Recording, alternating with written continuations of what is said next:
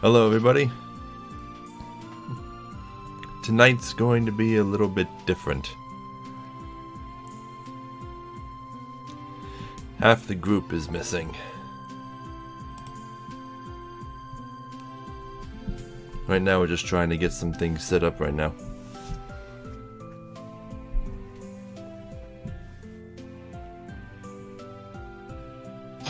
Yeah, so we've got two of our five party members out. So what I think we're going to do, instead of trying to advance the plot at all, we're just going to have a couple of combat encounters out of the continuity of the rest of the game.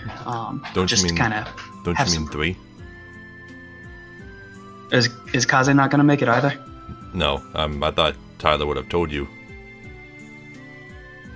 No, he didn't say anything about anyone else.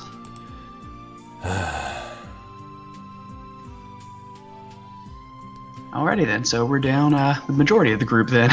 Well, I don't know why Kaze didn't tell me. Kaze told Tyler, and then Tyler told me, and then he also told me that he wouldn't be able to make it, and then he told you that he wouldn't be able to make it, and then you told me Hannah wouldn't be able to make it.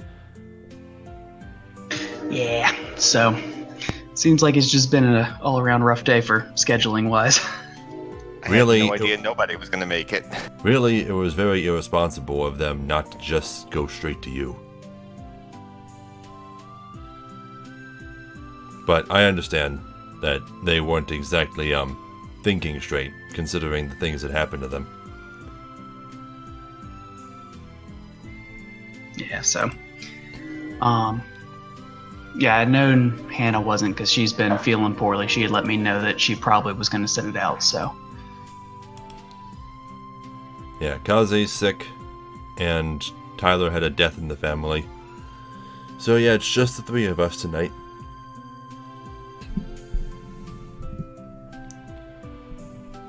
So are you still trying to access your Dropbox? Yeah, Dropbox, it was going to have to download the app, and I don't have that. I don't have the app. I didn't realize it was an app. I thought you could just do it through the browser. So I've uploaded it to Google Drive. Now I just need to figure out how to get to the file. I just use MediaFire. It's nice and simple. And you can send a link to the file to anyone. They don't need an account.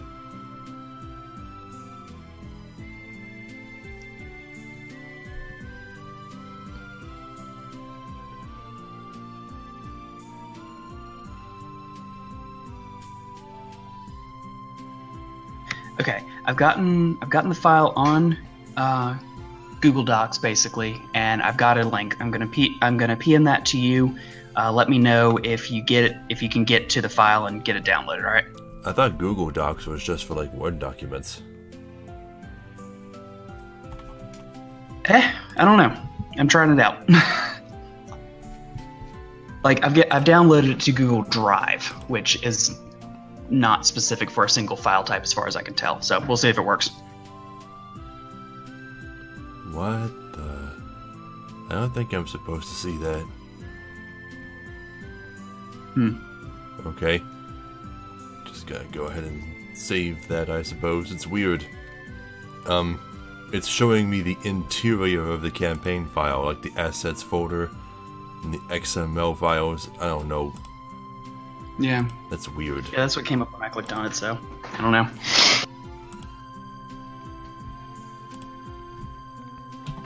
Okay, then I'll just load this. Change the name to make it simpler.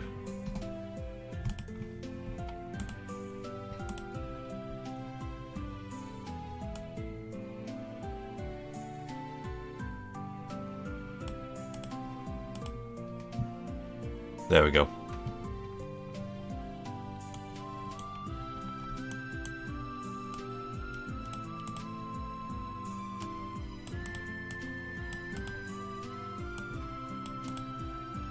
So it's just the 2 of us today. Alrighty. Yay. Well.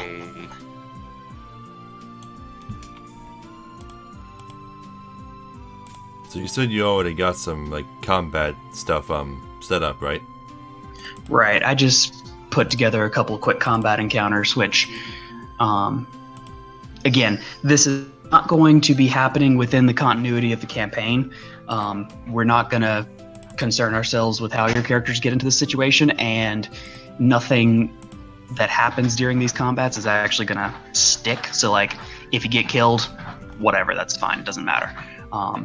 This is just purely for practicing the combat mechanics. Although, again, Isaac, you've played Pathfinder before, if I'm correct. So we've only got one new player here, one of our 3 new players. So. Yep. Well, anyway. Well, before we start any combats, I'm going to use my Mesmerist trick to implant Psychosomatic Surge into... Is it Lys or Lys? It's supposed to be pronounced list, but everyone's been saying least, so it's fine. It really doesn't bother me either way. Oh, I'm kind of a stickler for correct pronunciation, so if it's supposed to be Lys, I'll say it that way. It's supposed to be Lysias, according to, like, the Roman conventions. Or is it Greek? It's one of the two. Well, it's your character. How do you want me to pronounce it? I'm probably going to default into saying Lys, because that's just how it pops out to me. Okay, then I'll say Lys.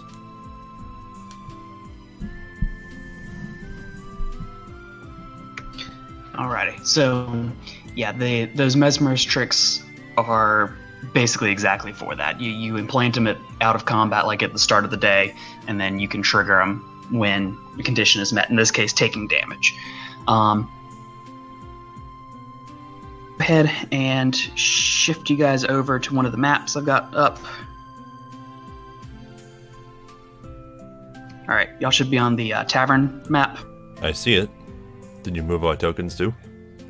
Not yet. I'll go grab them.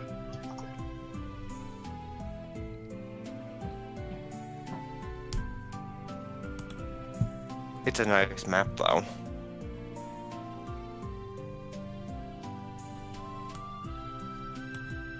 Unfortunately, I cannot claim credit for having made it. This is one that I found online, but it is fairly nice.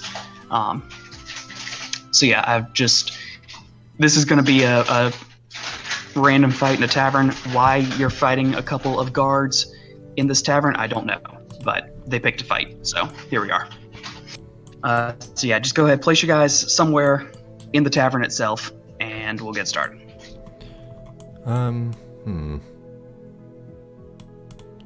Later on, I'm gonna have to show you how to make the actual grid that we move on match up with the grid of the maps you put in. Mm-hmm. Yeah, this one wasn't really drawn to a scale grid itself. I kind of resized it until it looked mostly decent, but it doesn't really fit perfectly. I've got a couple other maps that I've been able to find that kind of had a grid set up already on them, and I was able to scale them to the point that they work out a little bit better. Okay.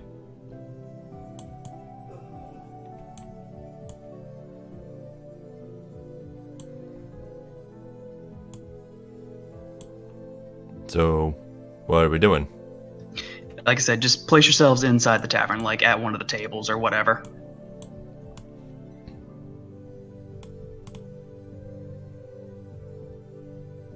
Alright. So, like I said, we're not really going to worry about the whys or hows of the situation.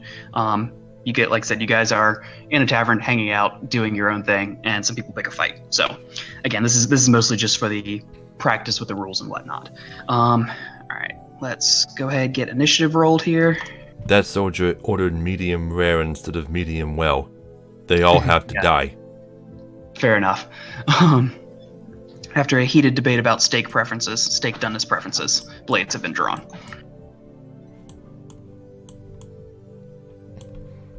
Okay, then I'll roll my initiative. Let me double check to make... Oh, you're rolling it for me? Yeah, I was just going to go ahead and do that. Actually, when... Here, if you want to go ahead and try it, you can, but when I was testing this out some, it said something about, like, only the DM can use the add to initiative command. So, I don't know if you guys can act. It doesn't matter because, well, first of all, that's not true. I can add myself to the initiative, but I'm already in there, so I can't access it. Okay. But yeah, for future reference, you might want to let the players roll their own initiative. Alrighty. Like I said, I was basing that off of like when I was testing this out with Hannah. It said when she tried to roll it came up with like a comment about only the DM can roll. I can clear you guys and let you all roll just to make sure that's working. How do you clear someone off initiative order? Just You right select click them? and select remove token.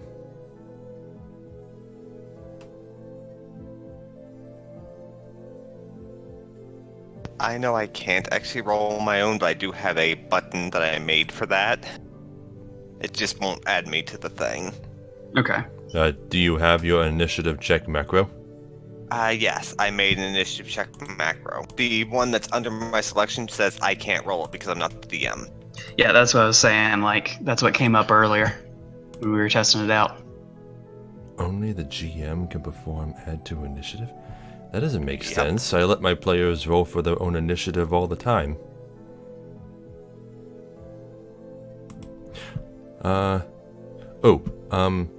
Check the drop-down box beneath in the initiative window and see if there's a setting for it.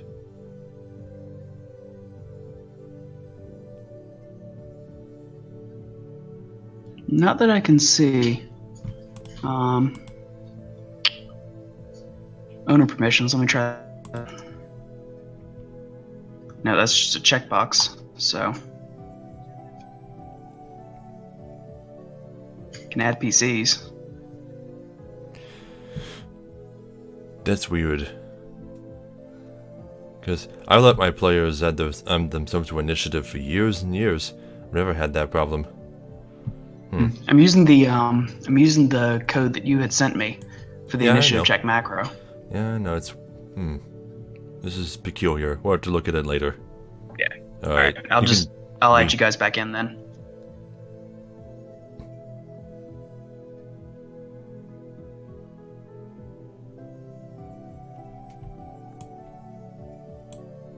Alrighty, so you all managed a little bit higher than last time, so that's good. Alright. So, PJ,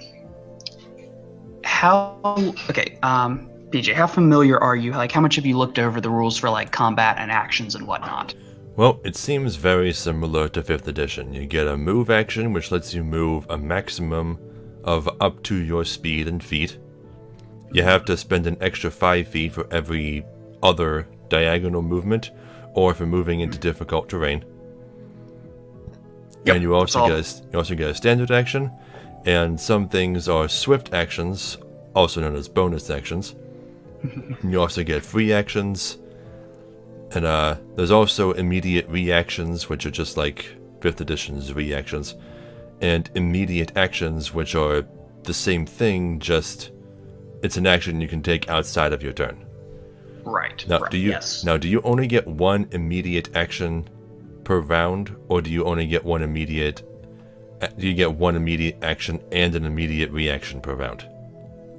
As far as I know, it's only a single immediate action. Okay. I don't think there's like a difference between an immediate action and immediate reaction. Most things that are an immediate action are triggered by something. Like, the spell like Featherfall. You can cast that as an immediate action, like once you're falling.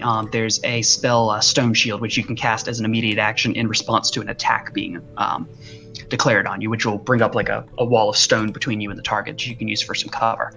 Well, to me, it seems like an immediate reaction has a specified trigger, whereas an immediate action you can cast whenever. Right. Yeah. There's really technically not a difference in Pathfinder. Any spell that's immediate action, you can cast Featherfall while you're not falling, but you usually don't need to. So. Yeah, and when it says that it's a move action to reload my crossbow, does it mean my entire move action or just part of it? Entire move action, yeah. Okay.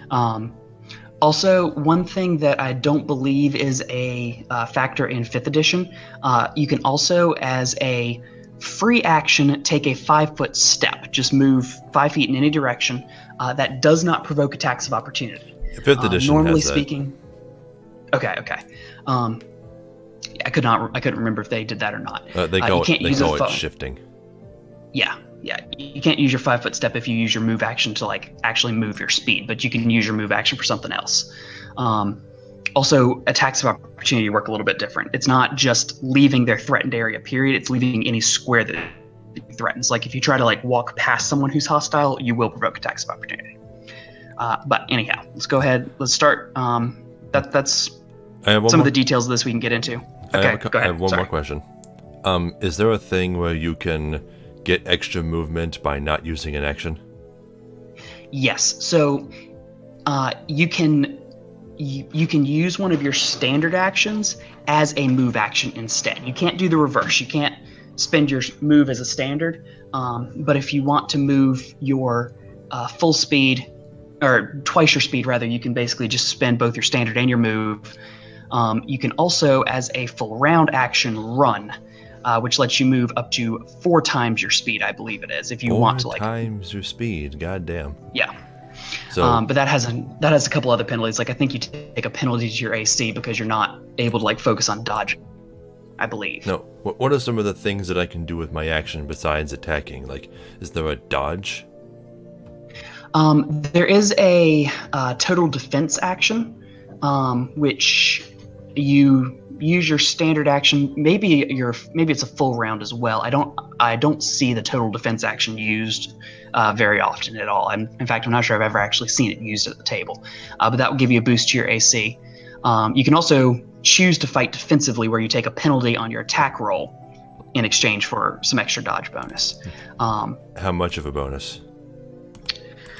I'd have to look it up exactly. Again, it's not an option I see used too often. In 4th edition, it was just a +2, which stops being very effective past a certain level. Yeah.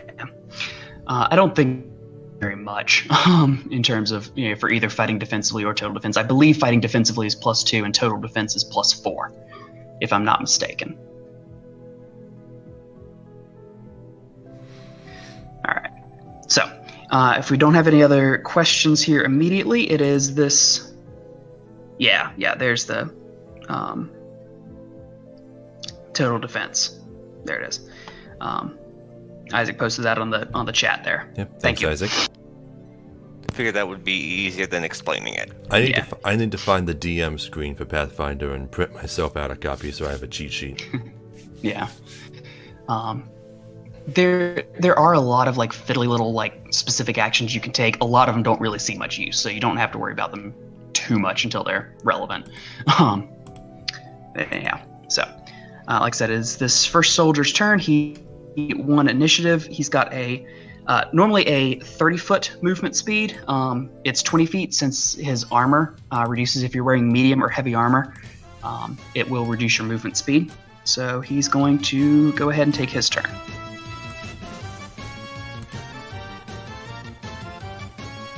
All right, so he's going to move up to there. He's going to draw his short sword. He's got a short sword and a shield equipped. They all do at the moment.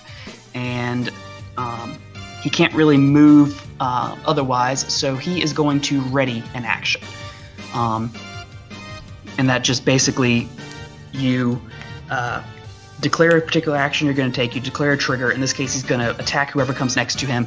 And then whenever that happens, he takes his action and it shifts you to that point in the initiative order. Okay. So next up is...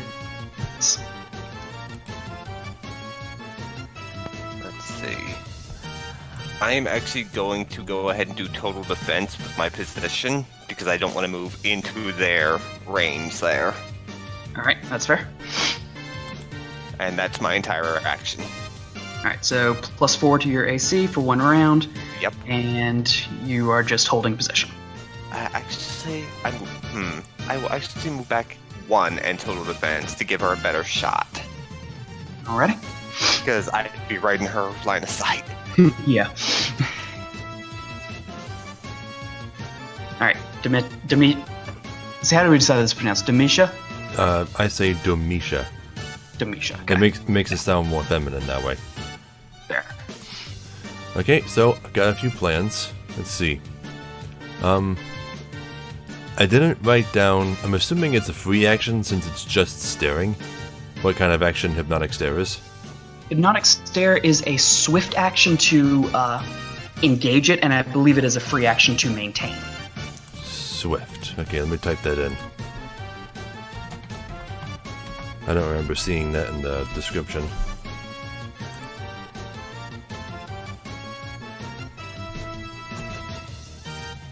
Okay. Well, Lise, which one do you want me to stare at? Because whoever I stare at, will take an extra 1 damage from your attacks.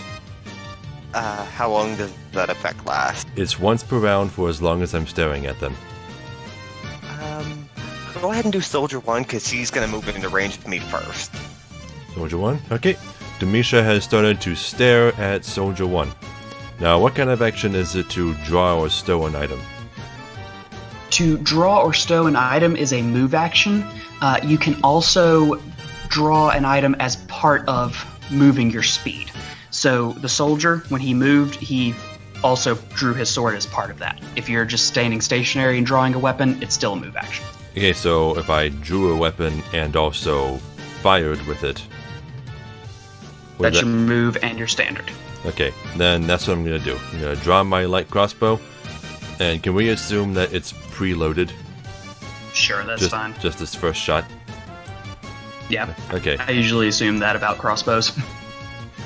Okay, then I'm going to... For some reason, I can still see their hit points. We really need to fix that. Yeah, I tried, I've given them a... actually, hang on just a sec. Let me try something.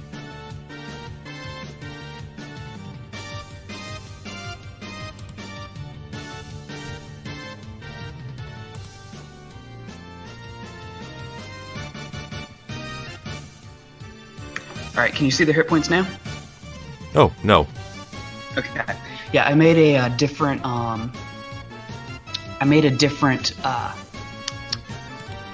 characteristic set where all of them are set to GM view only. And I changed the tokens that I had in the just little storage area, but these guys are already on this map, so they didn't get it updated. Now it should be. That sounds complicated. It was just the extra little tag there at the front of each individual entry. Okay. Well, I'm just going to take up my light crossbow and fire it at Soldier 1. Go for it. 14. Alright. So his AC is, as I've got them statted out, a 19.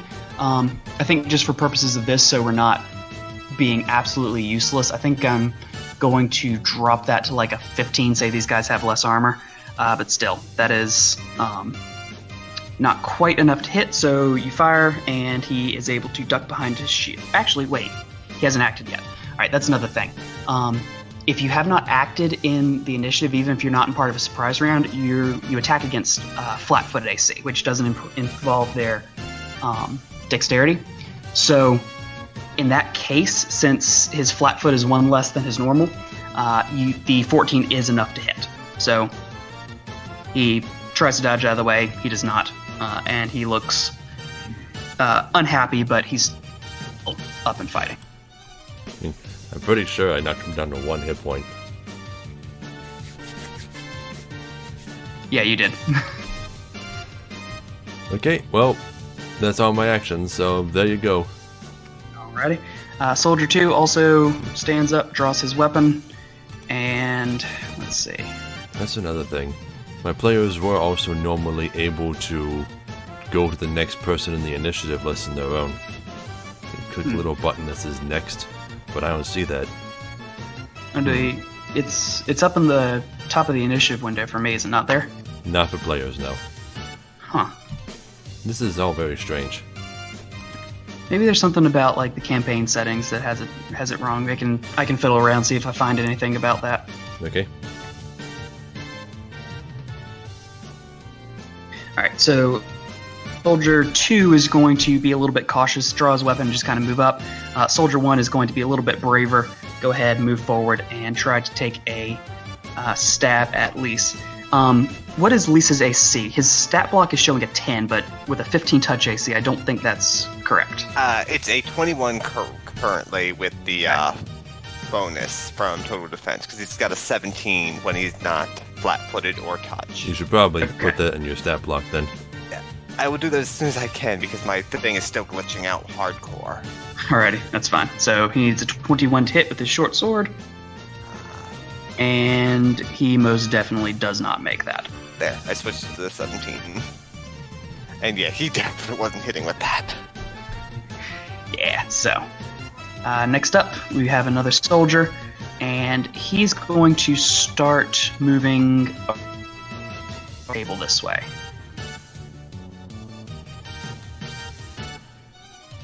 Again, they're being a little bit cautious right now.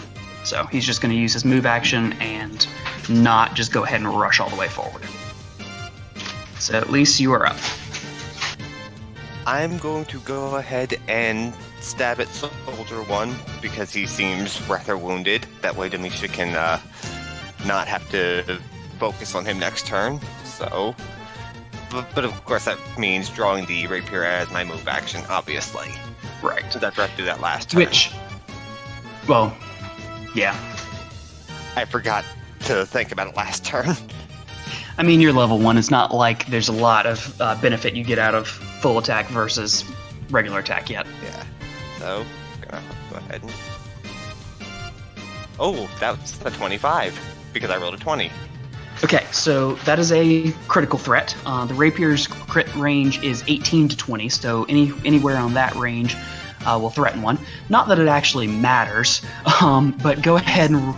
Yeah, he's dead one way or the other, but just for form, go ahead and confirm. 16, so that would be a confirm, actually. Yep. So once you roll in your crit range, and as long as it's a successful hit, you roll again. If you get another successful hit, you multiply by whatever the critical multiplier is. In this case, it's a ×2. Actually, I believe it's a ×3. No, it is a ×2. Short bow times something, right? Yeah, I think short bow's a ×3. But yeah, for a rapier, it's ×2, which is the default. So you would have done 13 damage. Oh wait, does it take the second roll? I thought it just times it by 2. It doesn't multiply by 2. You roll the dice twice. Gotcha. So yeah, 13 still.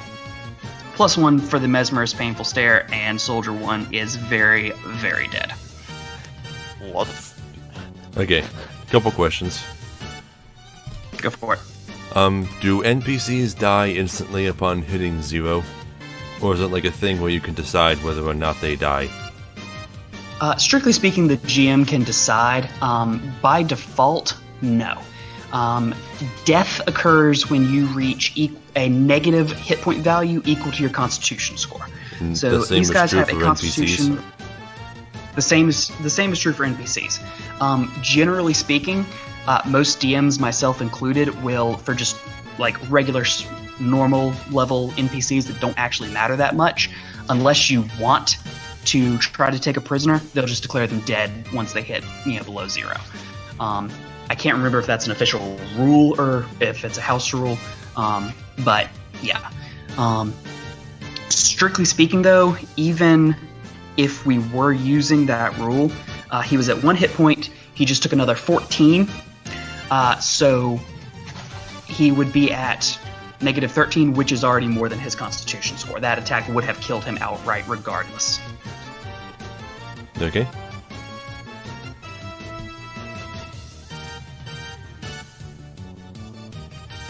Alright. So, I have put a little dead marker on him. Is that a separate token? I think I did. I think I did put it down as a token. Here, hang on. Let's see, you right click and do statuses. You go to state.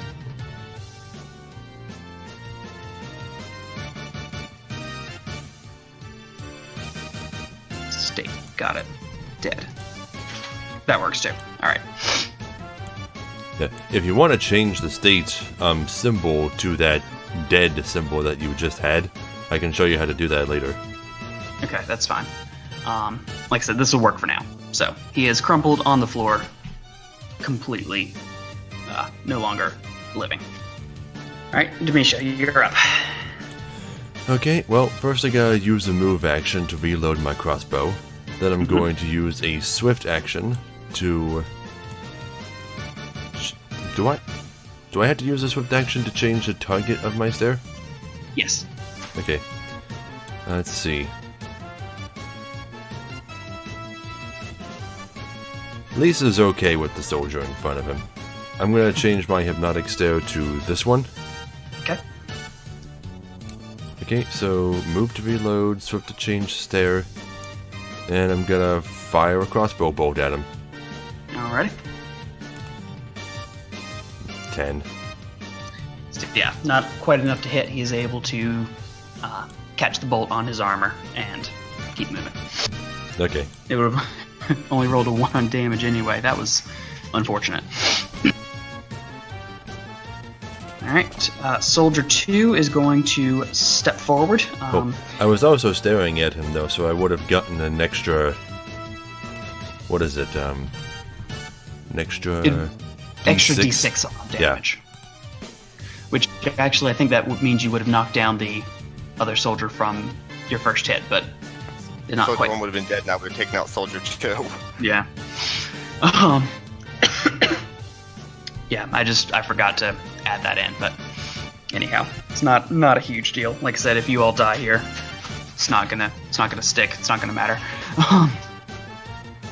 Well, I'm trying to learn how to use all of my abilities effectively so that we don't die. Right. And I will try to keep that a little bit better in mind. I'm learning a new set of players' abilities as well, so. Alright, well, Soldier 2 is able to hit, does not do a whole lot of damage, does 3 damage to Lise, but actually that is a critical threat, so crit does not confirm. He only got a 9 on his confirmation roll. Thankfully.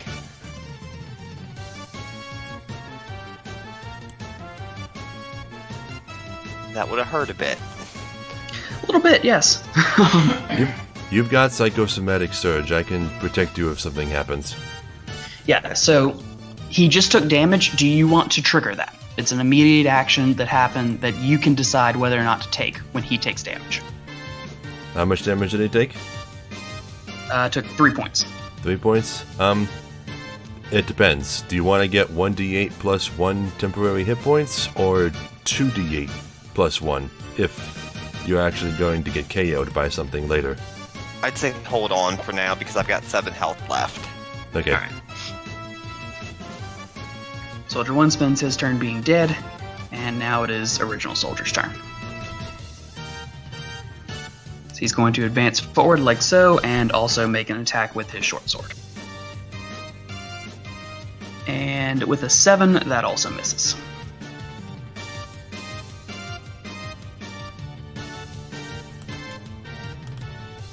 My push talk key keeps like typing stuff into the chat window.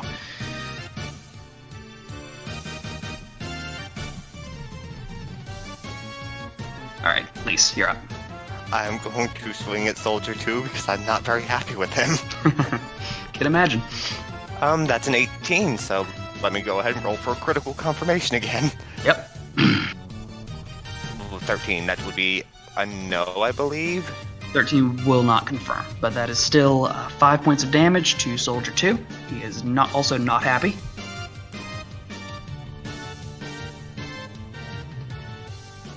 And if I move past him, will that cause an attack of opportunity retreating from him? It will. So the only ways to leave a threatened square without provoking, you can make a 5-foot step, which as of right now, you could 5-foot step to any of the 3 squares you can access that aren't, onto the table, since the table would count as, not just normal terrain. You'd still be threatened, but it'll give you a few more options. You can take a withdraw action, which lets you move twice your speed, but that is a full round action. So since you can't both withdraw and attack. Yeah, I'm just gonna stay here. Or you can attempt an acrobatics roll to move through an enemy's threatened area without provoking. You'd be rolling against his combat maneuver defense. I'm trying to remember what combat maneuver defense usually is. It doesn't really matter too much for this fight, so I'll just tell you. His is a 14. It's calculated. It's 10 plus your BAB plus your strength modifier and your dexterity modifier. And then some things have conditional modifiers to it as well. And is the acrobatics check a full run action as well, or no? That's just something that you do as part of a movement action. So you could use your move action left to attempt to move out of his threatened area, and if you make your acrobatics check, you can move to one of these squares here and then out. Alrighty, I'm going to attempt that because where's the harm in it? Yep. Okay. You know, if you can. That would be a no. Alright, so he's going... So, which square are you moving to? I'm just going to move to this one. Alright, he's going to make his attack of opportunity, and then it'll be expended, so you can then continue to leave that square, just he gets to swing at you before you go. Yeah, it was worth a try. And he does not hit. Okay. I should have went the other way. Oh well. Yeah, it's fine. As long as you can get away from them, I've got a plan. Okay. I'm actually going to move so we're back to back. Actually, that's a bad idea. I'm going to move here. That way you have room to flee. I'm not going anywhere. Alright. Well, it still gives you sight of them, so. Alright, is that all for Lise? That's all I can do. I've done my actions. Alright, Demisha. Okay. I'm going to target a space somewhere around here so that the 10-foot radius bursts hit both soldiers, but not me. And I'm going to cast Sleep. Alright. Now, you will, casting a spell while you're in somebody's threatened area will provoke an attack of opportunity. That's fine. If you want to avoid that, you can 5-foot step back and then cast it. Or you can eat the AOO. Okay, why not? 5-foot step, and then cast it. Okay. So that, I believe that means they need to make will saves, correct? Yep, DC 17. That's steep. Alright.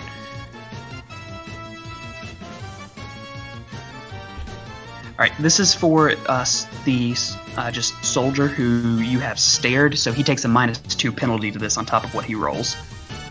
And that's a nope. And he rolled a natural 20, so he automatically passes regardless of the DC. Okay, well, it affects up to 4 hit dice of creatures, so I'm guessing it's gonna affect the other one. Let's see. I'll have to... He did pass his save. I believe that makes him immune to the effect. Let me check it. No, not him. I mean the one who failed. Oh, yeah, the one who failed, definitely. So he is now snoozing on the floor. Okay, so now I'm that just going to mark him as disabled for now. Okay, so now that that one's asleep, we should be able to take out the other soldier just fine. Mm-hmm. All I need to do is poke him. Basically. Yeah. According to this description of sleep, he's not going to wake up unless somebody wakes him up, like shaking him or hurting him. Right. Noise won't wake him up. Right. So yeah, he's out of it. Soldier 2 probably ought to retreat, but we'll say he's drunk and not in his best senses, so he's going to pursue and attack. Alright, so a 19 will hit, and it does 5 points of damage. So how are you looking, Lise? I have 2 health points yet. You should use that burst. Okay, I use Psychosomatic Surge, and you get 9 temporary hit points. Alright. So temporary hit points, the way those work, they will be lost after a duration. I believe the default duration is 1 hour, unless it specifies something different. But they are, generally speaking, lost first. So any future damage that Lise takes will come out of that pool of 9 temporary HP rather than his 2 real hit points. Yeah, and most of the time temporary hit points don't stack, right? Correct. Like if something else were to give you 4 temporary hit points, then you would still just have 9. Right. Or if something else were to give you 12, you can choose to keep your 9 or take the 12. correct. By default in Pathfinder, bonuses of the same type, regardless of what they're to, do not stack with each other. So like when you see, you've got, your armor gives you like such and such an armor bonus to your AC, and a shield gives you a shield bonus, that's so that they will add to each other. If you're already carrying a shield and getting its shield bonus to your AC and you use a shield spell, you can't use both of those. But if you used a spell that gave you a deflection bonus instead, they would be able to stack with each other because they're bonuses of different types. I believe the exception to that is circumstance bonuses, and there are certain bonuses that do specify that they will stack with other ones, but unless it tells you, in general, same type will not stack. Okay. Alright, so that was the soldier's turn. The other two spend their turns being dead or unconscious, as respectively, and Lys, you're up again. Hey, Lys, if you want to make that less confusing, so that it doesn't look like you have 11 temporary hit points, you might just want to put like 2 plus 9 out of 10. Or like 9 in parentheses after the 2 or something. Because the temporary hit points aren't quite the same thing as hit points. There, I went ahead and adjusted it for you. Okay. Right, there we go. That's usually how I mark temporary hit points on my sheets. I'll just do like plus however many I've got.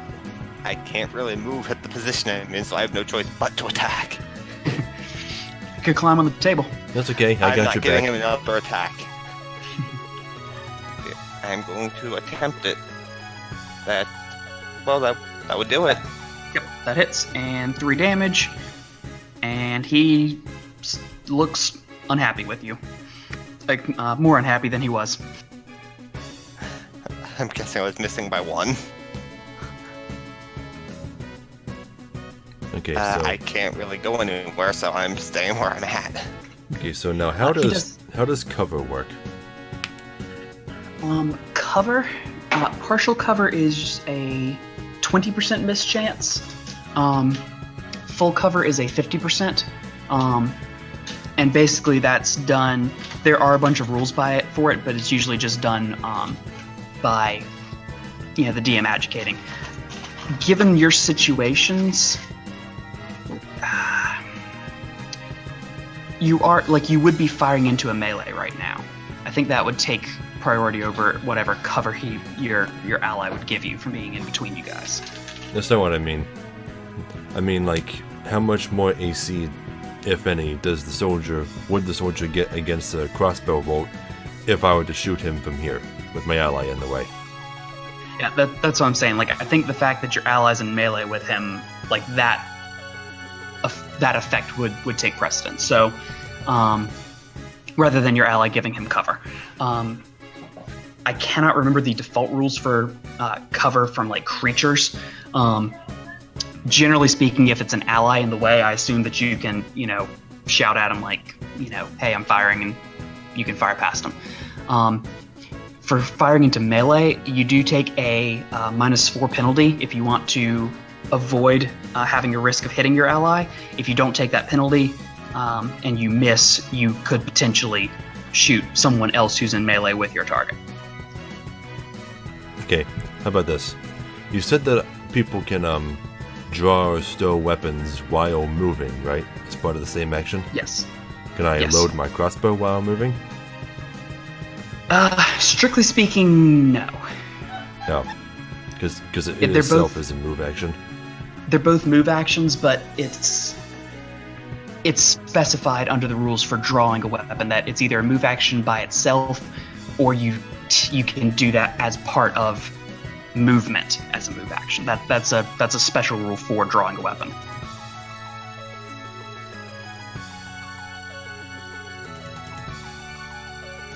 All right. Okay, I'm going to move over here. Okay. Then, as an action, I'm just going to, replace it with a move and reload my crossbow. Okay. And then as a swift action, I'm going to change my hypnotic stare target to this one. All Alrighty, sounds good. Yeah, all done. Alright, and that means it is his turn again. And he's going to continue doing his thing here. Alright, not quite a critical threat, but that is a hit, and that is 6 damage out of your temporary hit points. Removing them right now. Okay. Also, now that you have used that psychosomatic surge, you can also re-implant. That's the only trick you know as of right now. So you can re-implant it in either of you, but that does still cost you a standard action to do so. Oh, I get 5 of those a day. Right. For some reason, I thought I only had 1 a day.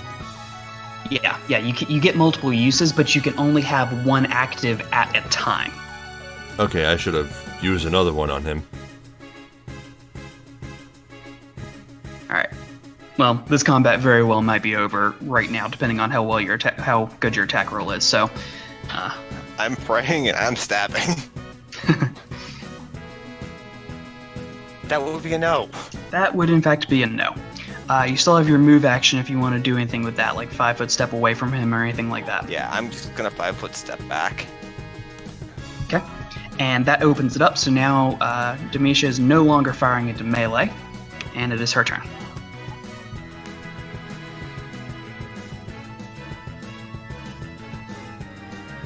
What does the drowsy condition do? I will have to look it up. I have never... Is that from the lullaby spell? Yes. I believe that just gives a -2 penalty on saves against sleep effects. Oh, and -5 to perception. Okay, I thought it was Yeah. I thought there was something else in addition to that. Never mind. Okay. Got my crossbow loaded. Lisa's out of the way. Liz is out of the way. Might as well just fire at the soldier. Listed and hit, so if I hit, I can do a ton of damage. Since I'm staring at him. Right. He's already... 21. Alright, that is not a crit threat, but that is 3 damage, plus a d6 for the mesmerist ability.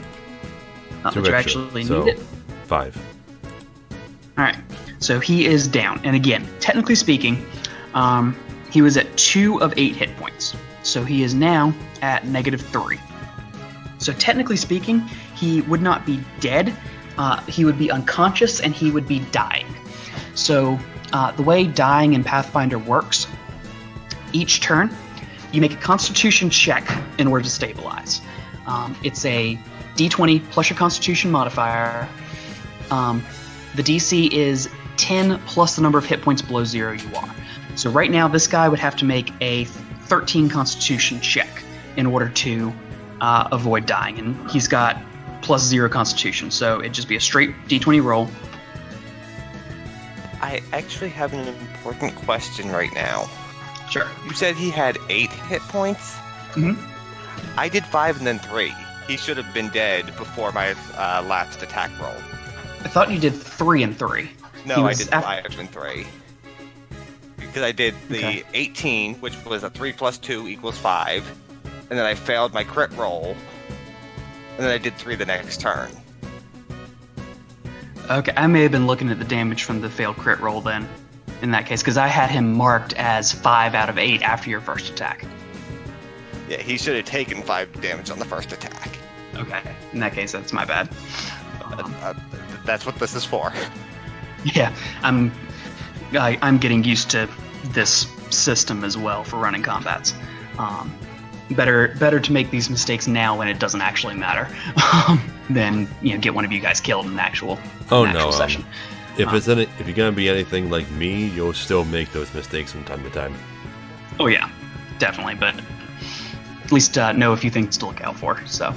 Because I was wondering why he was still up, because it's like, wait, the other guy had 8 hit points, does this guy have 10? Yeah, that's my bad. I'm sorry. Oh, it's okay. I was just confused. Yeah. So Okay. I rolled the d20 for him. He got a 5. He needed a 13. So he loses 1 more hit point. He's now at -4, and would have to roll again. Now he'd have to get a 14 or better on his next check. Once he reaches -11, he's dead. Generally speaking, I don't actually use this for NPCs unless they're important NPCs. Yeah. Also, if you take any damage while you're unconscious and bleeding to death, you can coup de grace, which is an automatic critical hit. You walk over to someone who is completely unable to resist, and you don't have to roll an attack. You just automatically crit against them, and that's usually enough to kill somebody outright. Okay, so you want to go sneak attack the sleeping one and now coup de grace the dying one? That was actually the plan. All right. Okay. I think we basically won this encounter. You have. A crit sneak attack plus a crit crossbow, you're gonna finish him off. I probably wouldn't use a crossbow on him if he was just sitting there. I'd probably just use grab a tankard from the table and whack him with it. That probably wouldn't be enough to actually do lethal damage, but you could grab his sword and stab him with it if you want to add insult to injury. Okay, this brings up more questions. All of which I have forgotten. Never mind. All right. Well, if you think of them, let me know.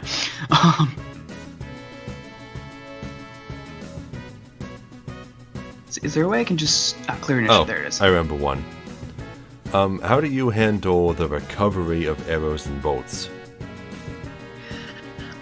Strictly speaking, every arrow that you fire, you have a 50% chance of being able to recover it, assuming that you're able to get them back, obviously. Like arrows lodged in a creature that runs away, or if you all flee the scene, you're not going to be able to get them back. Okay, so if you're able to, at the end of a combat, do you get half of the arrows you used back? Pretty much, yeah. Technically speaking, you roll for them individually, but we can just say you get half of whatever you fired, assuming you're able to attempt to recover them. Rounded down. Yeah. Yeah, so I get one back in this case.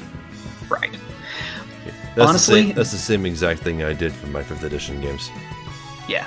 The way I usually handle it is once you get up to a point where you've got a little bit of money and the expenses for ammunition are basically trivial, I tell you to buy 20 or 30 bolts or arrows, and then I just don't worry about it anymore.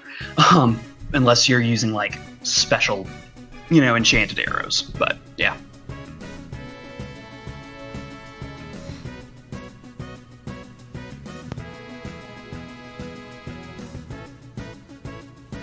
That was interesting, though. There we go. Okay. Yeah, I was kind of expecting at least a 3-person party for some of these, so they might be a little bit tough. But like I said, it's not. If you all die here, oh well. I mean, technically, in the first round, 1 and 2 should have been dead, so we should have just been taking on the original soldier. They should have been, yes. Okay, so for this second combat, are we going to fully heal ourselves beforehand, or are we going to see if we can handle 2 encounters in a row at our level? Go ahead and fully heal, because this one's going to be quite a bit tougher. Okay. Also because this one is kind of also going to be 2 sequential encounters, more or less on the same map. I'm already at full health. Okay. I was not. Combat maneuvers. Is that something anybody can do? Yes. Combat maneuvers include things like grappling, tripping, attempting to disarm. Most of them, I believe with the exception of grapple, they will provoke an attack of opportunity when you attempt to use them, unless you have the feat improved whatever maneuver, improved trip, improved, disarm, etc. That's honestly one of my biggest complaints about Pathfinder. There's a lot of feat taxes involved that I think that could be condensed down, but again, by the rules, that's how it works. They generally do by default provoke AOs. Combat maneuvers are rolled against the target's CMD. So if you're trying to grapple somebody, like if Lise was trying to grapple one of these guards, he's got a combat maneuver bonus of +2, and they've got a CMD of 14. So D20 +2 have to get a 14 or better. And then there are particular effects for each one. Generally speaking, for a trip attempt, a disarm attempt, I think those are Those are the two biggest ones I can think of right off the top of my head. Usually speaking, if you fail them, they're turned back on you. So if you attempt to trip someone and you fail, you get tripped instead, and you become prone. Certain weapons, like a weapon with the trip property, they give you a bonus on your combat maneuver check to try to trip, and you can drop the weapon instead of being tripped in return. There are a decent bit of like individual rules around most of them, but in general, yeah, like just roll your CM, you describe what you're going to try to do, roll your CMB against their CMD. Okay. So, if I were to try a combat maneuver on a clone of myself, for example, I take a -1, and my defense is 12, so I'd have to roll at least a 13. Correct. Okay. Yeah, but I have a negative, so I'm probably not even going to attempt anything like that anytime soon. Yeah, your character's not exactly built for getting in and grappling people, that kind of thing. Okay, so we're ready for the next battle? Yep. Let me move y'all's tokens over real quick.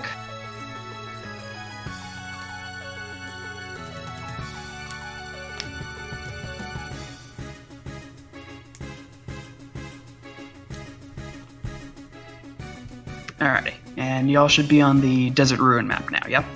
Yep. Alright. Let's see, let me check one thing real quick. Okay. Again, why you guys are in a Desert Ruin, don't really know. You all just kind of are. And as you are approaching the ruins,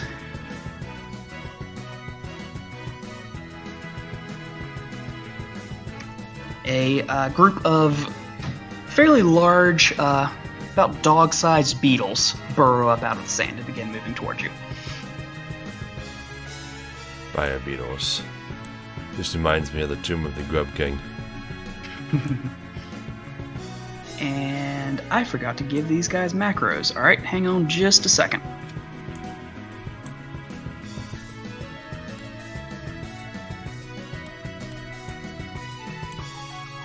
Okay, Demisha's just gonna go ahead and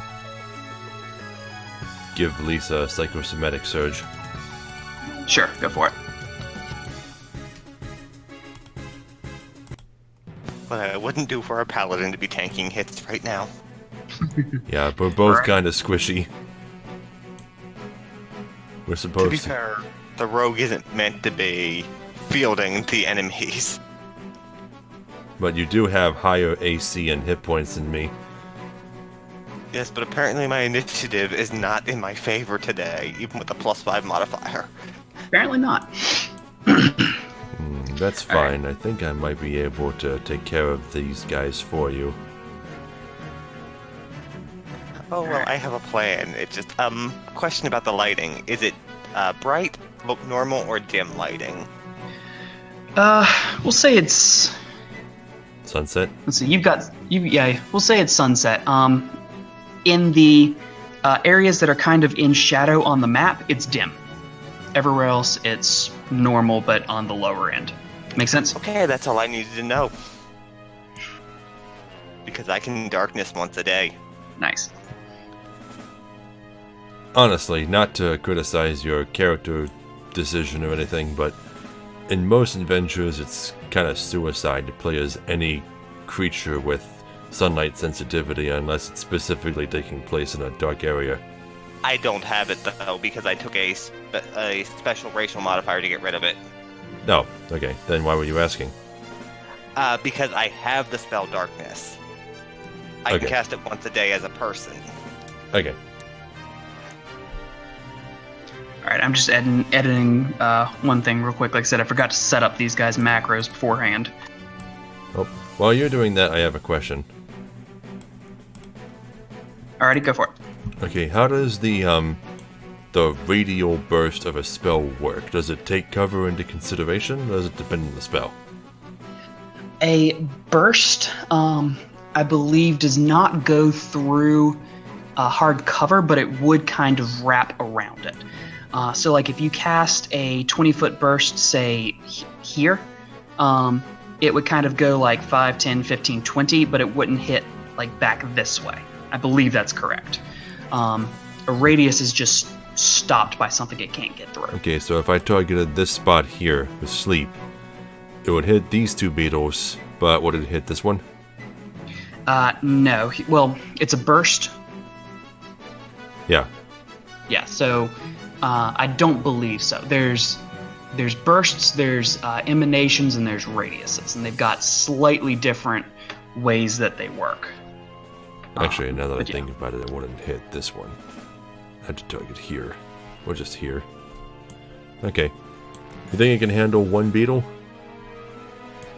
Oh, probably. Because I'm going to put the other two to sleep. Or at least attempt to.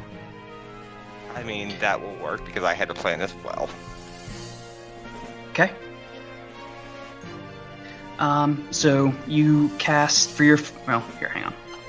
Alright, yeah. So we start initiative, and for your first action, you cast Sleep around... Around here. Here. Alrighty. Sleep is a mind-affecting effect, is it not? Yes.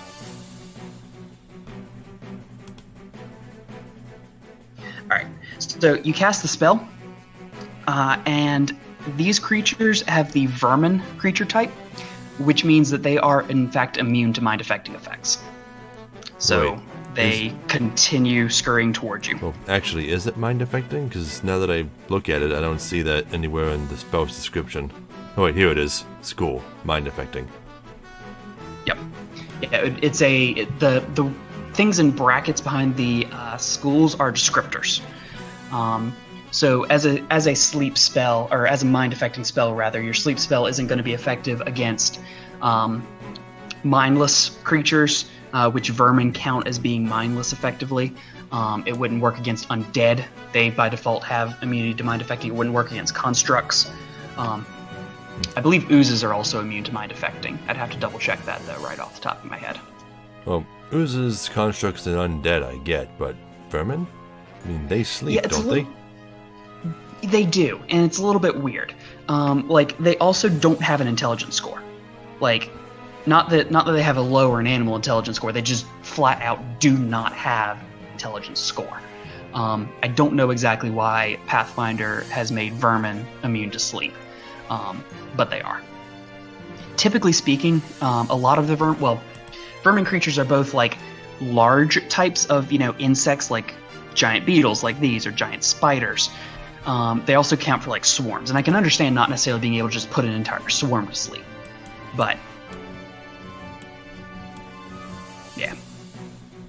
All right. So, do you want to do anything with your move action?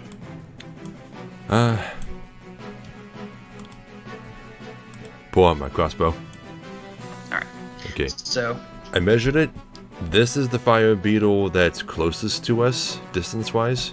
Should probably try and take it out first. all right. Well, it's about to get a little bit closer. So, done. It pops into the air and begins flying towards you all. Well, there goes that plan. And it's going to attempt to bite at Lise. And it's going to fail.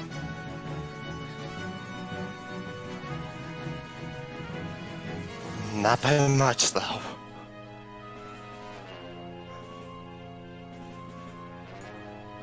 By the way, if you guys want your attack rolls and damage rolls to be on different lines, it's BR in the arrow brackets. It makes a line break.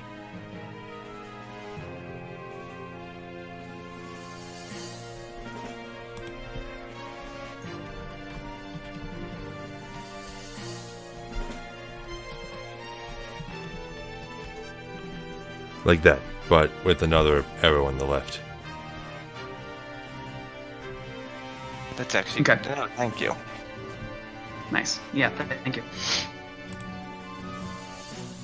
Alright. Lise, your turn. I'm going to draw my rapier because it's right in my face. And I'm going to stab at it. Alright, go for it. 16. Alright, that hits, and... If you hadn't rolled, I would have made a suggestion. Oh? I was going to suggest delaying your turn so that I could get to the other side of it and flank it with you. I wasn't thinking about that, but that also would have put you in range of the other one. Okay. And you really can't afford to be in the range of these things. Okay. My hypnotic stare works on anything, right? That they don't even need to have eyes for it to work for me, right? I know they don't have to have eyes. Let me see. I had the Mesmer's page up just a moment ago. Let me double check it.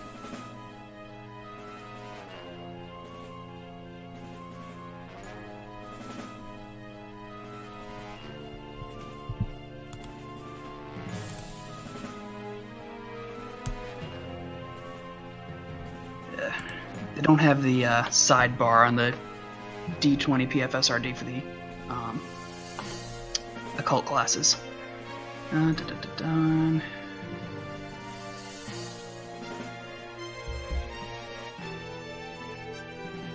It is mind affecting, so the stare does not work on these creatures. Crap, who would have thought that she'd be so useless against bugs? Well, it just means that I gotta try and take on 3 bugs with you just crossbowing away.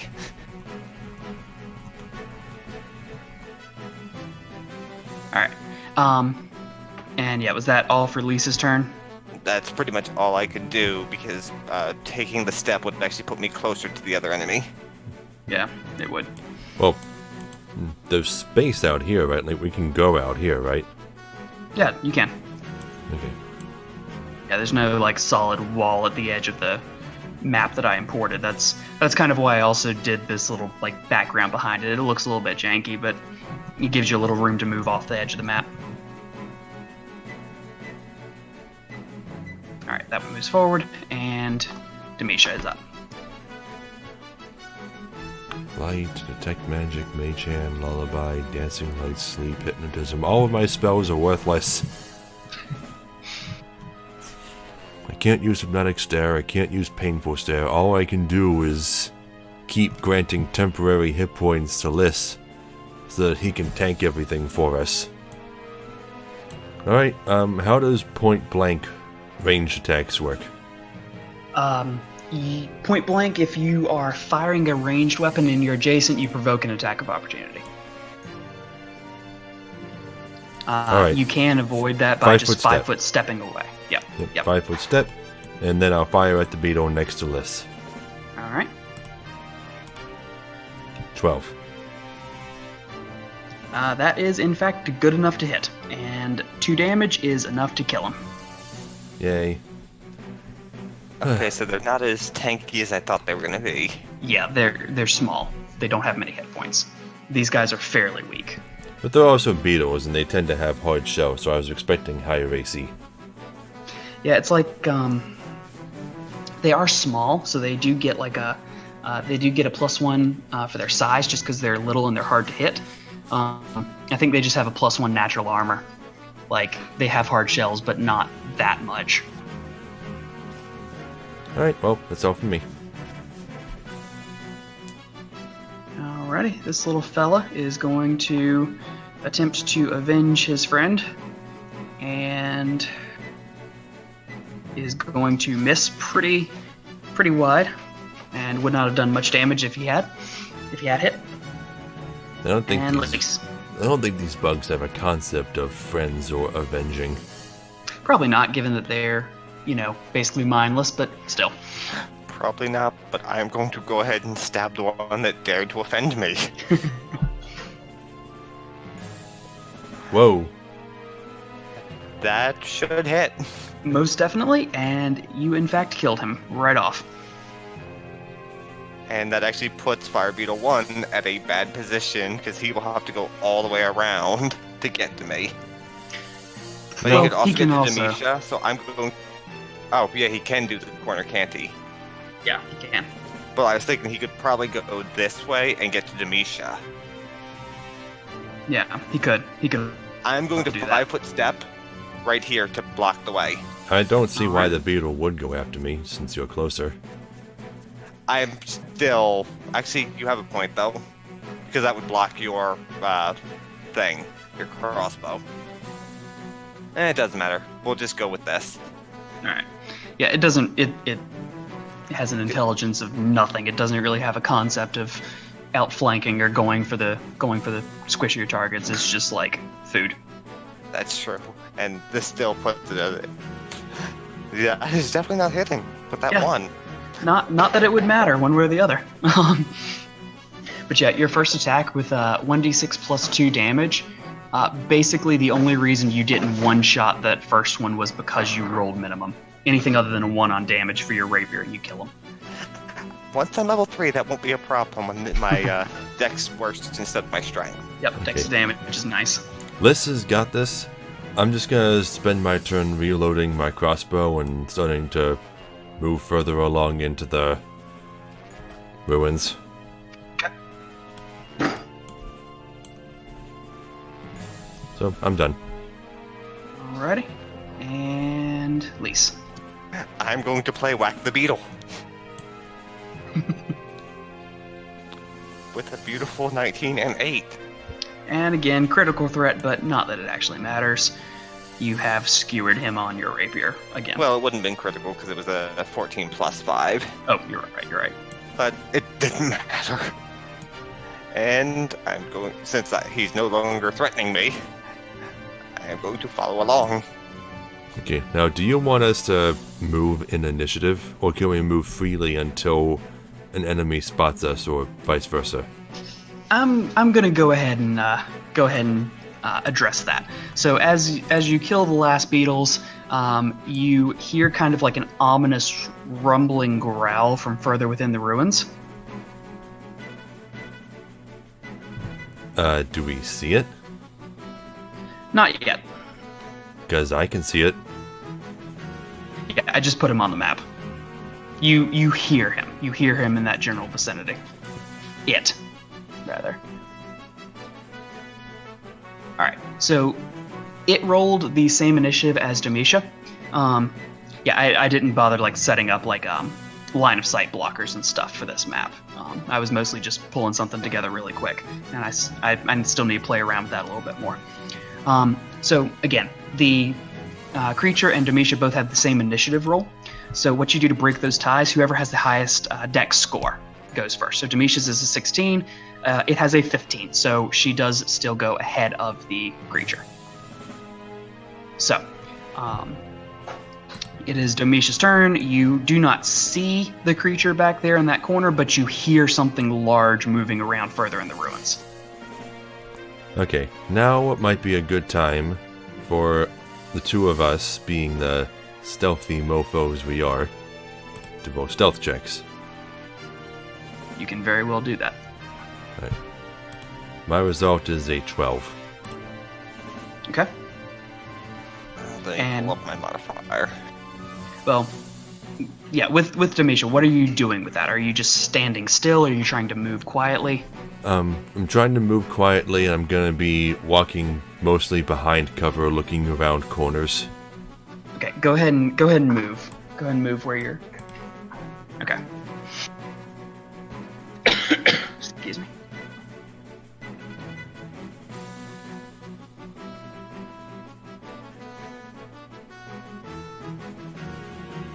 And what did you say your total was again? 12. Okay, so it does hear you moving forward. It still can't see you, so it's still only going to have a loose sense of where you are. But yeah. Do you want me to show you how to roll things in secret? Sure, yeah. Okay, you type up the same thing, only after the first bracket, you type the letter G and a colon.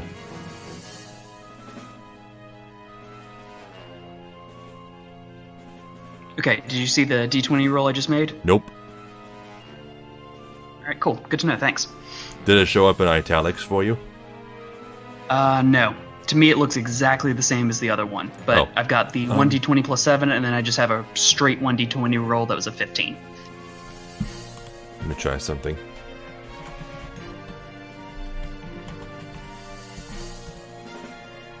Okay. Try typing in /self and then a macro.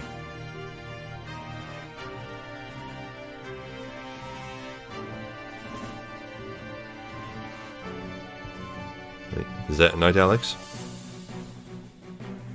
Yes, it is. Yeah, I can't see it. And you probably can't see mine, right? I cannot, no. Right. There you go. That's 2 different ways to do it. You can also do H:, which just makes it hidden. Okay. Alright, cool. Thank you. Yeah, G is, G shows it only to GMs. So players can type those too and the GMs will see it. But they can't see their own roll. Right. They wouldn't be able to see it. Right. At least I don't think they would. Okay. Let me try it. Okay.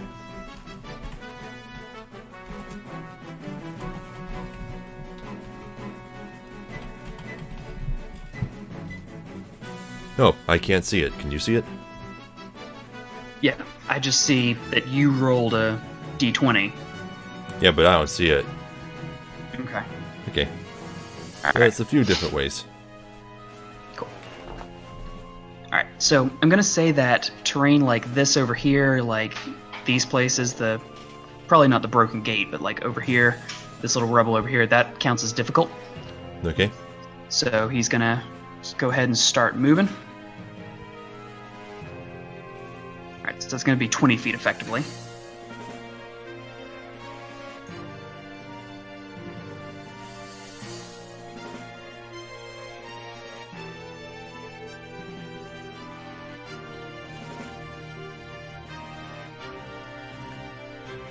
So yeah, you see this massive 2-headed dog bound out from kind of the part of the ruins that's still standing.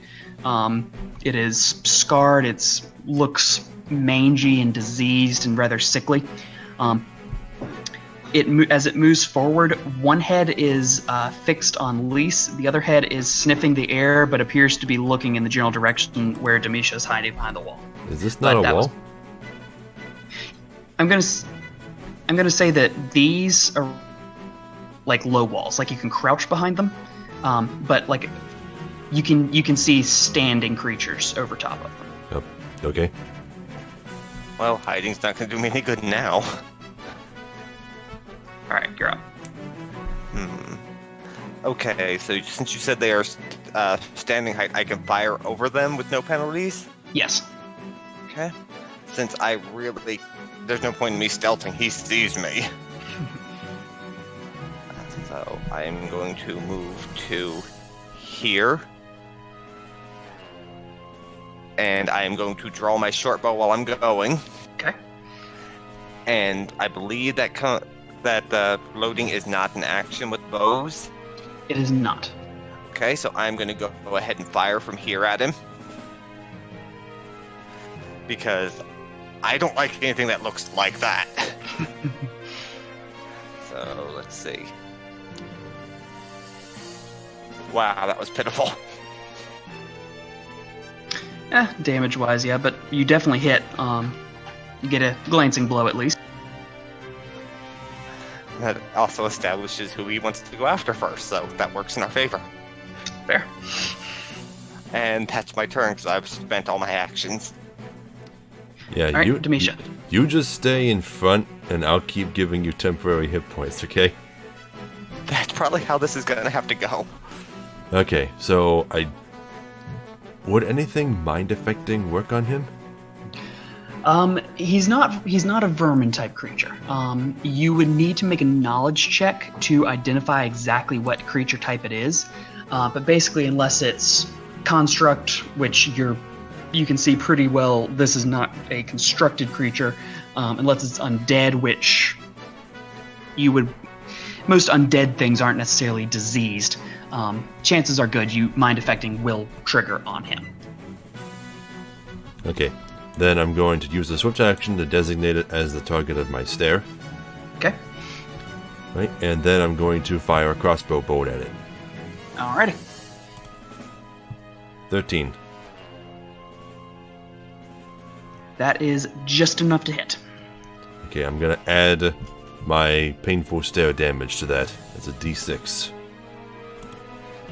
An extra 5, so 13 damage total.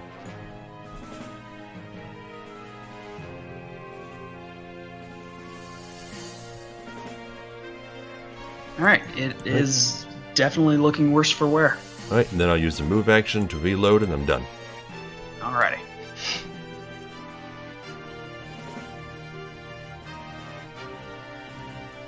I should have anticipated going that direction.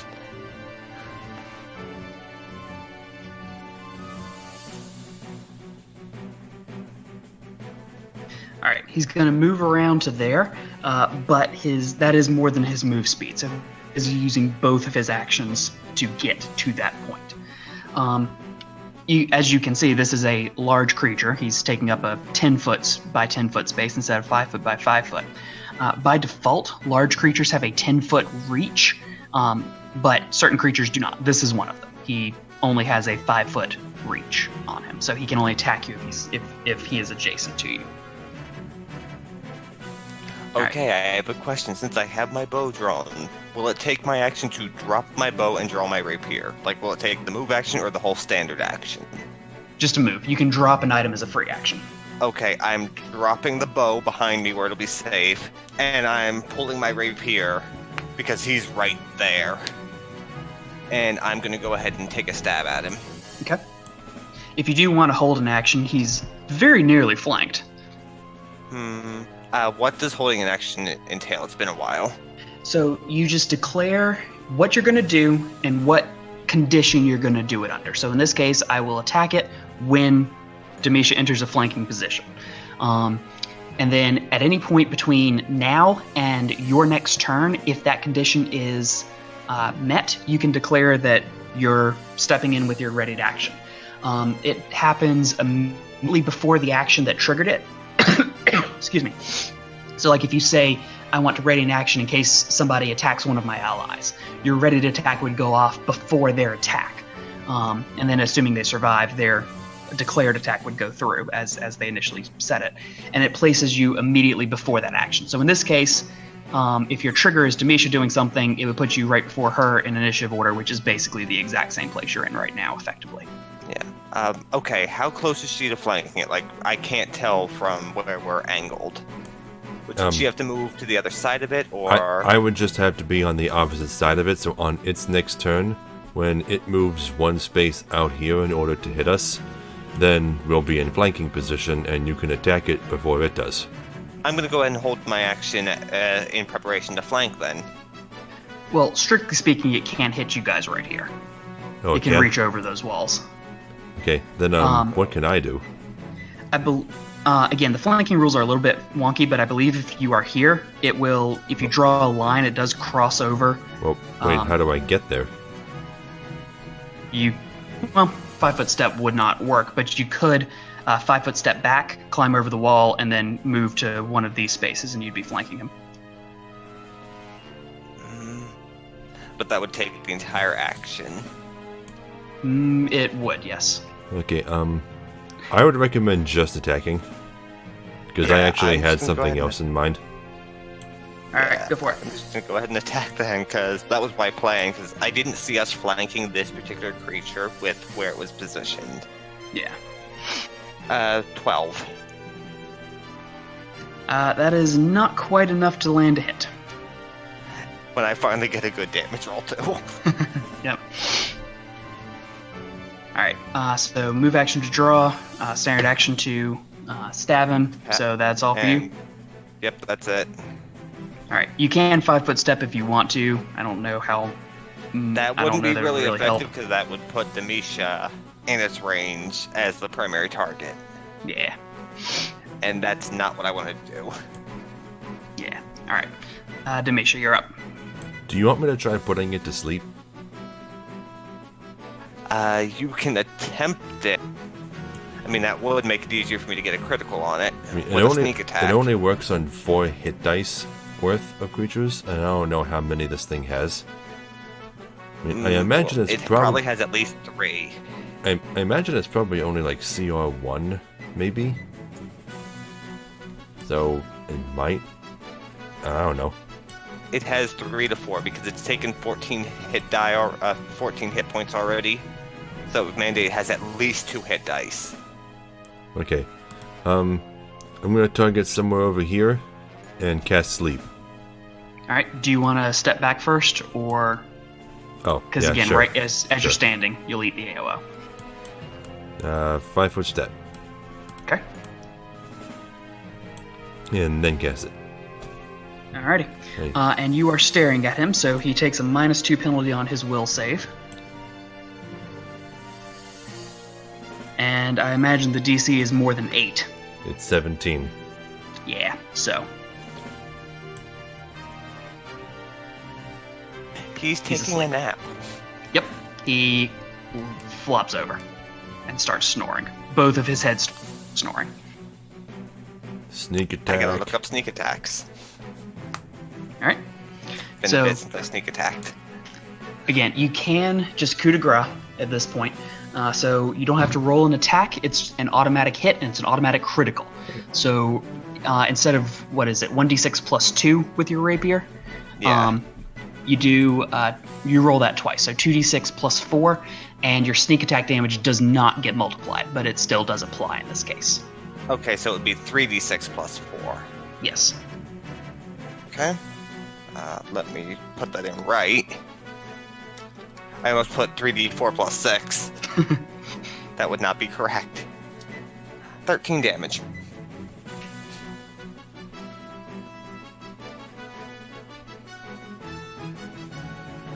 And you killed him. All right. Yeah, it was a CR2 creature. Especially with only 2 of you. I was initially planning on 3, but especially with only 2, I wasn't going to give you multiple CR2s necessarily. Although, given his positioning and the fact that you all were able to do some damage to him beforehand, he didn't really do a lot. He didn't even get a single attack off, which a little bit unfortunate. But hey, that's how it works sometimes. I have some questions. Go for it. How does casting spells like sleep, for example, using higher spell slots work?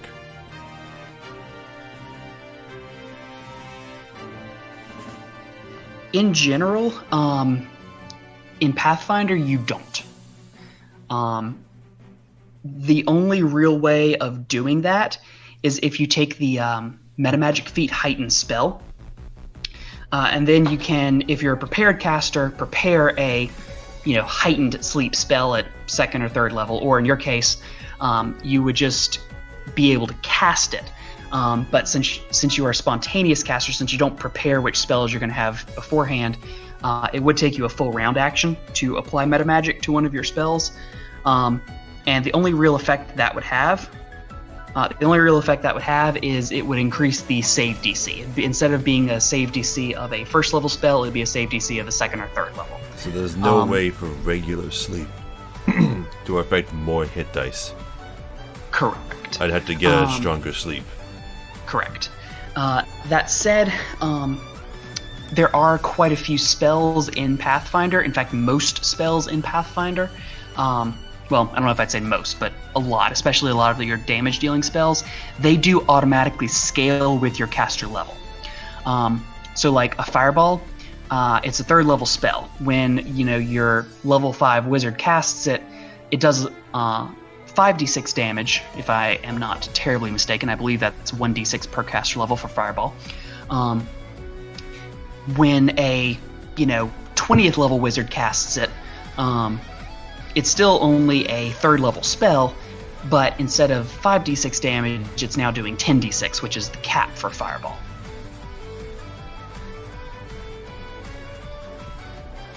Does that make sense? Yeah. Okay, so I'm gonna have to wait until I can cast 3rd level spells and get deep slumber. Right.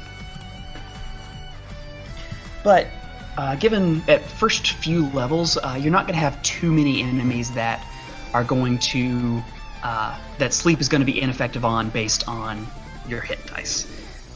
You will have potentially some where they're just immune to mind affecting, like those beetles, but you're not going to be fighting many 5 hit die creatures as a first level party.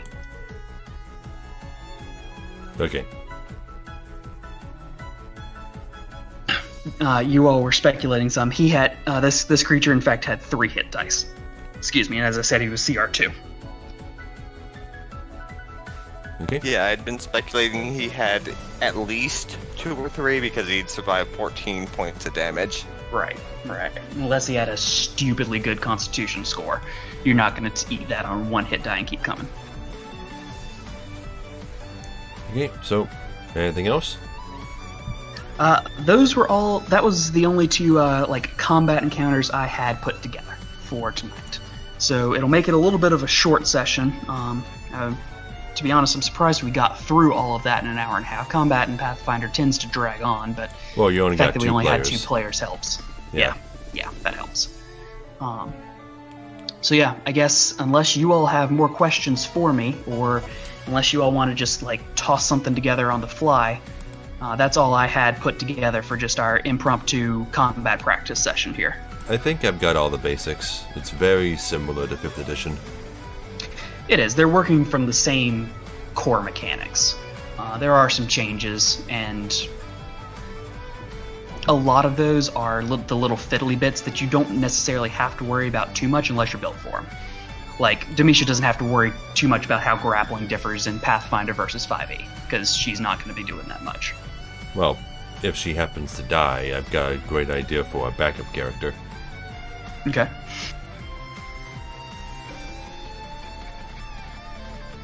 To be completely Yeah. different.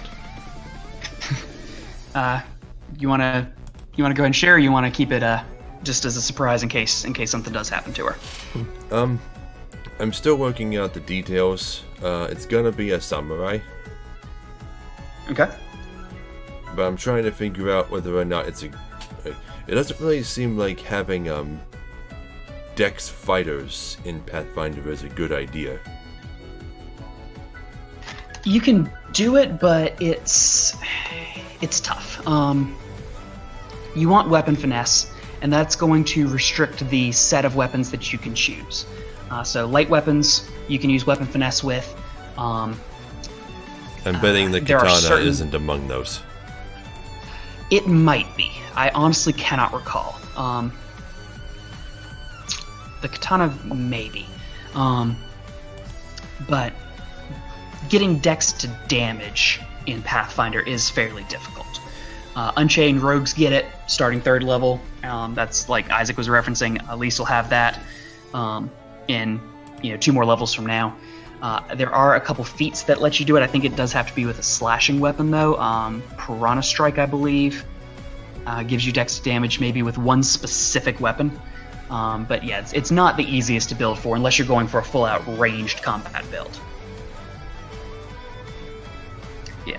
Yeah, if it doesn't specify that you can use weapon finesse with it, then no. Yeah, rapier is one of the few larger finessable weapons. Right. I've always thought the scimitar ought to be as well, and it can be, but you have to take another feat on top of weapon finesse to get, to be able to use dex with a scimitar, which has always struck me as weapon specialization. No, it's oh gosh, what is it? It's not slashing grace. That's a class feature, I think. It's Dervish Dancer. That's the feat. You have to have perform dance 1 rank, and I believe you also have to have weapon finesse, or maybe it's weapon focus.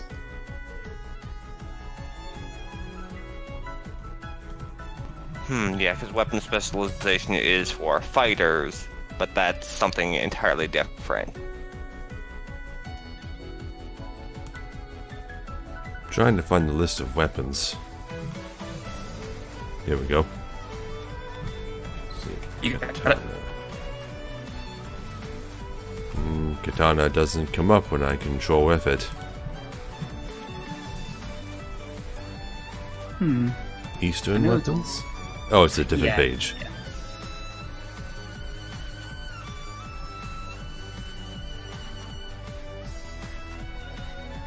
Okay, one-handed melee weapons, katana. Does not seem to have the finesse property. No. It would specify it in the weapon description. It would say, like, you know, even though this is not a light weapon, you can use weapon finesse with it. Pathfinder unfortunately doesn't. They didn't think to just make finesse a property that they can put on their weapon tables. You have to check in the descriptions, I believe. But yeah. Characters can use a katana two-handed as a martial weapon, but must take the exotic weapon proficiency feat to use it one-handed. Right. So same as a bastard sword.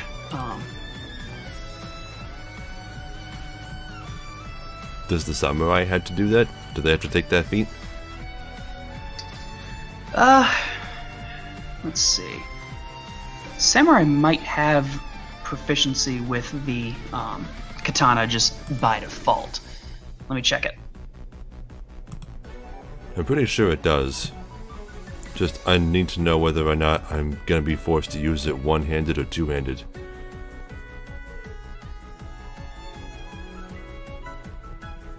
Yeah, it specifies samurai proficient with all simple and martial weapons plus the katana, naginata, and wakizashi. So yeah, I would, since you can use it as two-handed as a martial weapon anyway, I don't see any way to interpret that other than the samurai can use it one-handed just by default. But I can also use it two-handed, right? Correct. And yeah, any non-light weapon you can choose to use two-handed for some extra damage. how much extra? Instead of adding your strength, well, again, for Domitia it doesn't really matter, but she's not going to be getting in melee too much. Instead of adding your strength bonus, you add 1.5 times your strength bonus to your damage rolls. It's not like 5th edition where the die size changes. So if I had a strength mod of 4, then I would add 6 to my damage? If you're wielding it two-handed, yes. One character build that I like quite a bit is a Magus, which is it's a class that mixes like fighting and spellcasting. It's got several neat abilities, but I like doing a Magus with a bastard sword, and then you can switch between wielding it one-handed if you need it for you need your other hand for casting, or you can go two-handed for the extra damage. Deadly. When you use this weapon to deliver a coup de grace, gains a +4 bonus to damage when calculating the DC of the fortitude save to see whether the target of the coup de grace dies from the attack. Yeah, there's a specific rule with coup de grace, like based on the damage that you deal, they have to make a fortitude save or immediately die. Again, it's not one of the things that I see actually get used a whole lot. Generally speaking, if you're going around coup de grace-ing people, it's safe to say just the combat's over and you can just they can be dead, basically. Okay, and it also crits on an 18+, so that's pretty cool. Yeah, that's nice. That's why I like the rapier so much. It's got solid damage and a nice crit radius. Yeah. Yeah, 18 to 20 is pretty sweet. Especially if you put Keen on it, and that doubles the crit range. So instead of being an 18 to 20, it is now 15 to 20. And fully a quarter of your attack rolls are critical threats. Jeez. We saw how many 15 pluses I was rolling.